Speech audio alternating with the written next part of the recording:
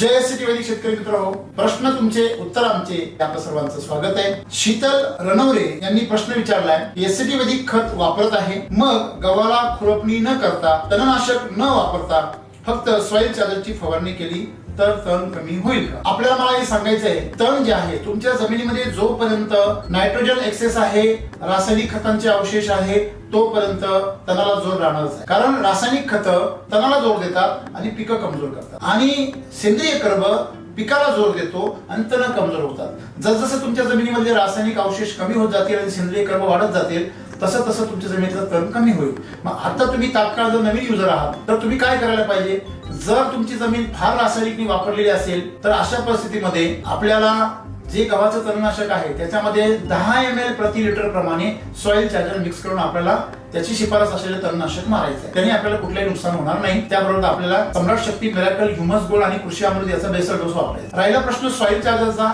जर तुमचा गहू लहान असेल तर तुम्ही सॉइल चार्जरची 20 ते 25 ml प्रमाणे प्रति लिटर प्रमाणे फवारणी करून त्या तणाची वाढ थांबवू शकता। पण ह्याच्यामध्ये जर जमीन हलकी असेल तर तुमच्या पिकाची पण वाढ थांबवू शकते, कारण गहू सुद्धा तणवर्गीय आहे, म्हणजे तृणधान्य आहे। तृण म्हणजे त्याचा पण जे प्रजाती आहे ती पण गवताच वर्गातली आहे। त्याच्यामुळे आपल्याला सॉइल चार्जरच्या फवारणीने फायदा तर मिळेल, परंतु त्याचबरोबर आपल्याला जे प्रक्रियेमध्ये जर काळी जमीन असेल तर मात्र तुम्हाला सॉइल चार्जरच्या 2 फवारण्यांमध्ये पीक चांगलं येईल, तुमचं तण जे आहे ते थांबून जाईल। कारण काळ्या जमिनीमध्ये नायट्रोजनचं प्रमाण अंगभूत जास्त असतं। आपली जमीन हलकी असेल, तणनाशकाचा ह्या वर्षी वापर करा, पुढच्या वर्षापासून तुम्हाला त्याचीही गरज पडणार नाही। फक्त एसिडिटीचे बेसल डोस नियमितपणे चालू ठेवा, आणि तणनाशक वापरताना फक्त शिफारस केलेलं वापरायचं। ग्लायफोसेट वर्गातलं कुठलंही तणनाशक कुठल्याही पिकात, कुठल्याही बागेत वापर करण्याची शिफारस एसिडिटीची नाही, हे आपण लक्षात ठेवायचे।